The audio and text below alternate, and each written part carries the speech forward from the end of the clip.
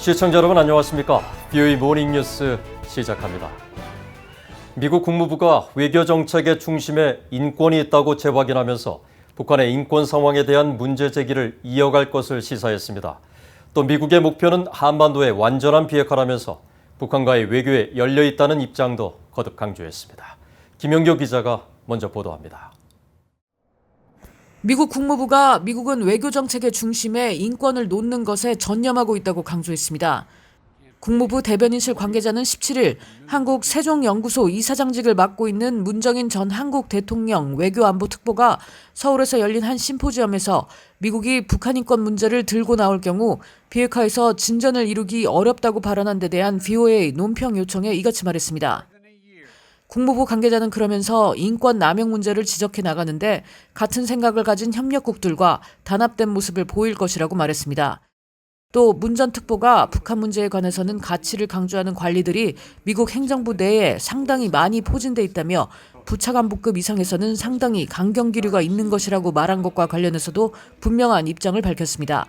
미국의 목표는 여전히 한반도의 완전한 비핵화이며 전임 내 행정부의 노력이 이 목적을 이루지 못했다는 것을 명백히 인식하면서 미국의 정책은 일괄 타결 달성에 초점을 맞추지 않고 전략적 인내에도 의존하지 않을 것이라고 강조했습니다. 또 미국의 정책은 세밀히 조정된 실용적인 접근법을 필요로 하며 이는 미국과 동맹국, 주둔 미군의 안보를 강화하기 위한 실질적 진전을 만들기 위해 북한과의 외교에 열려있고 북한과의 외교를 탐색하는 게 될 것이라고 설명했습니다. 대변인실 관계자는 그러면서 우리는 그 과정에서 매 단계마다 한국과 일본 그리고 다른 동맹국, 협력국과 긴밀히 협력해왔고 협력해 나갈 것이라고 말했습니다. BOE 뉴스 김현교입니다. 북한 정권이 최근 들어 김정은 국무위원장의 업적에 대한 찬양과 선전에 더욱 열을 올리고 있습니다. 하지만 핵개발 완성을 선언한 이후 국제사회 대북 제재로 김 위원장의 통치 성적은 선대보다 오히려 못하다는 평가가 나오고 있습니다. 조상진 기자입니다. 북한 노동당 기관지 노동신문은 17일 일면 사설을 통해 김정은 국무위원장의 집권 10년이 사회주의 건설의 승리를 위한 위대한 실천 강령과 전략 전술을 제시하고 비상한 조직 동원력과 실천력으로 정치와 군사, 경제, 문화 모든 분야에서 눈부신 전성기를 펼쳤다고 찬양하고 12일에는 김 위원장의 정상 외교활동 화보들도 공개했습니다. 그러나 한국 내 전문가들은 대북 제재와 신종 코로나 바이러스 감염증 사태의 장기화에 따른 경제 위기 속에서 해법을 찾지 못한 북한 정권이 주민 결속을 위해 과거 낡은 방식을 답습하고 있다고 지적했습니다. 한국 정부 산하 국책연구기관인 통일연구원 조한범 박사는 북한 경제는 김정은 집권 10년 중 최악이며 선대에 비해 초라한 성적표라고 지적했습니다. 김 위원장이 핵 완성을 토대로 내부 경제건설 집중 노선으로 미국과 한국을 상대로 정상 외교에 나섰지만 핵 보유가 부메랑이 돼 경제를 옥죄는 상황이 됐다는 것입니다. 문제는 여기서 실패했거든요. 왜냐하면 대북 제재를 철회했고 코로나라고 하는 정말 예기치 않았던 사태로 인해서 경제 성적표만 본다 그러면 김정은 집권 10년의 최악인 상황이고요. 길게 봐도 고난의 행군기하고 거의 유사한 상황이기 때문에 현대에 비해서도 사실 초라한 성적표가 사실 집권 10년입니다. 민간 연구기관인 세종연구소 양운철 통일전략연구실장은 북중 무역 침체, 외화 부족 등 북한 경제가 삼중고에 직면하면서 대중선동을 통한 돌파구 마련에 나섰지만 무의미하다며 북한 당국이 내부 단속과 사상 통제로 상황을 타개하려 하고 있다고 지적했습니다. 최근 상황을 보면 국제 환경, 정치 경제 환경이 이제 바뀌면서 워낙 상황이 어려운 상황에서 이제 자꾸 사람들이 동요되고 뭐 탈북하고 싶어 하고 하니까 이제 당연히 사상 통제를 먼저 규제하는 것 같아요. 장마당에서 몇 푼 벌고 이런 걸 떠나서 이거는 결국 과거 체제로의 회귀라기보다는 시장이 있어야지만 경제가 돈 되는 건 누구보다 잘 알겠죠.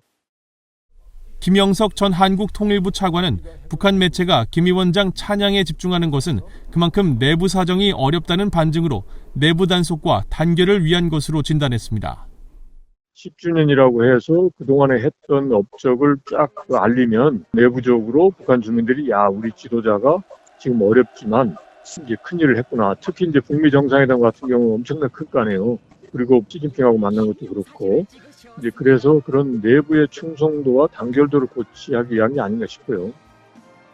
전문가들은 북한이 최고 지도자에 대한 충성 동료와 자력갱생 노선을 통해 자신들의 길을 가려는 것처럼 보이지만 내심 미국과의 협상에서 돌파구를 찾으려는 생각을 버리지 않고 있다고 분석했습니다.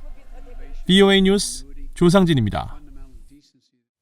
조 바이든 대통령과 문재인 대통령의 정상회담이 오는 21일에 열릴 예정인 가운데 두 정상이 영내 안보와 관련한 다자 안보 협력에 중점을 둘 것으로 전문가들이 전망했습니다.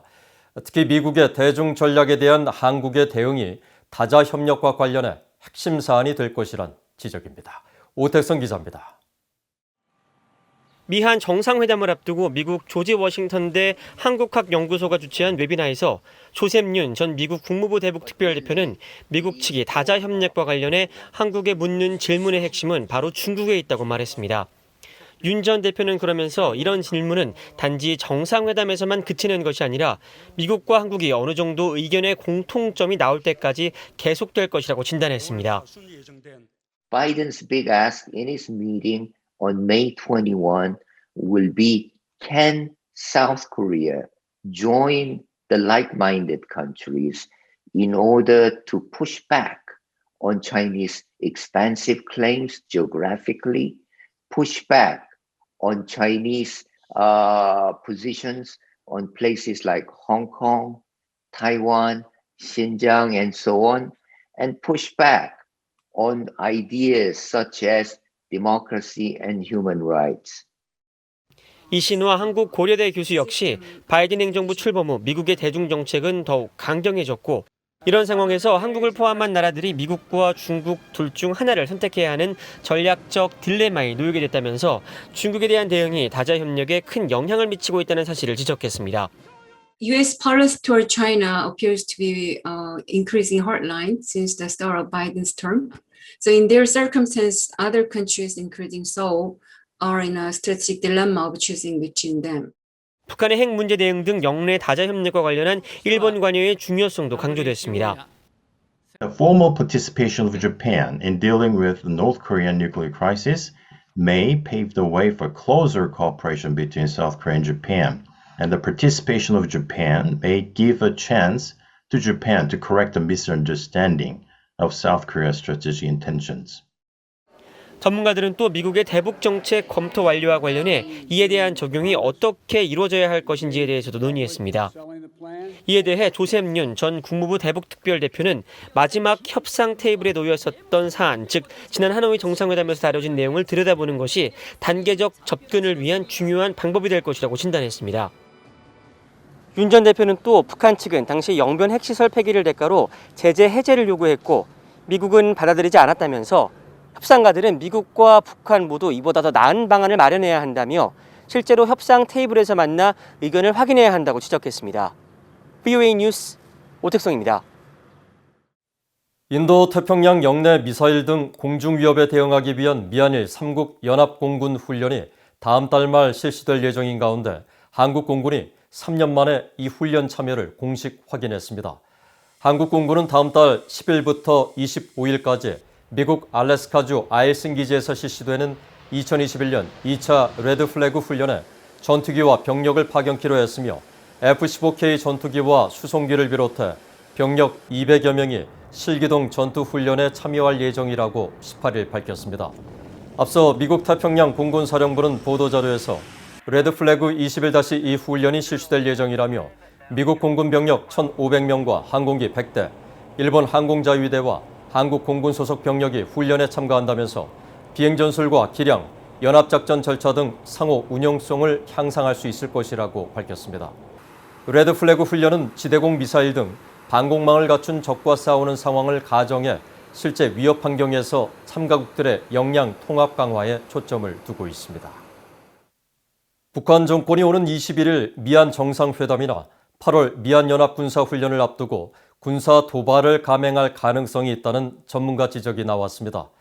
이호령 한국국방연구원 연구위원은 18일 한국민주평화통일자문회의가 주최한 토론회에서 북한 정권이 상반기 미한 정상회담이나 8월 한미연합훈련 이후 내년 상반기 한국 대통령 선거까지 주요 국면에서 위기 강도를 점차 높일 수 있다며 도발 수준은 북한판 이스칸데르로 불리는 단거리 탄도미사일이나 신형 순항미사일 등이 될 것이라고 전망했습니다. 신범철 경제사회연구원 외교안보센터장은 북한 정권이 스스로를 핵 보유국으로 생각하고 있으며 버틸 수 있는 만큼 버티면서 핵 협상에 복귀하는 대신 핵 능력 강화에 몰두할 것이라면서 한반도 주변 정세가 악화되고 있는 만큼 한국 정부는 북한 문제 해결을 위한 장기 계획을 세워야 한다고 지적했습니다. 한편 양문수 북한 대학원 대학교 교수는 앞선 17일 토론회에서 김정은 국무위원장 집권 이후 10년 동안 핵과 미사일 개발에 따른 국제사회의 제재와 신종 코로나 바이러스 여파로 북한의 국내 총생산이 김 위원장 집권 초기보다 악화됐다면서 북한의 경제 실적은 잃어버린 10년과 같다고 평가했습니다. 미국과 한국 양국은 북한의 완전하고 검증 가능하며 돌이킬 수 없는 비핵화, 즉 CVID가 흔들리지 않는 최종 목표란 점을 북한 측에 분명히 전달해야 한다고 전문가들이 지적했습니다.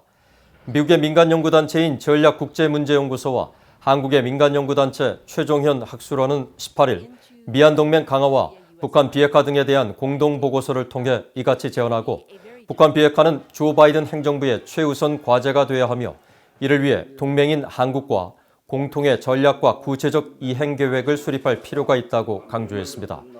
빈센트 브룩스 전 주한미군 사령관은 이날 관련 화상 토론회에서 북한의 핵미사일 억제를 위해선 외교적 협상과 동맹 간 연합방위 태세 강화 사이에 균형을 유지해야 한다며 미한 양국이 북한의 미사일 도발 대응에 필요한 구체적 계획을 협의하고 공유해야 한다고 강조했습니다. 보고서 작성에 참여한 조셉 나이 하버드대 석좌 교수도 화상 토론회에서 미한 양국은 운명 공동체로 묶여 있다는 사실을 이해해야 한다며 북한과 중국이 미한 동맹 약화를 위해 많은 노력을 기울이고 있는 만큼 동맹 강화와 억제력 유지 관리가 필수적이라고 지적했습니다. 이상으로 BOE 모닝 뉴스를 마칩니다. 시청해주신 여러분 고맙습니다.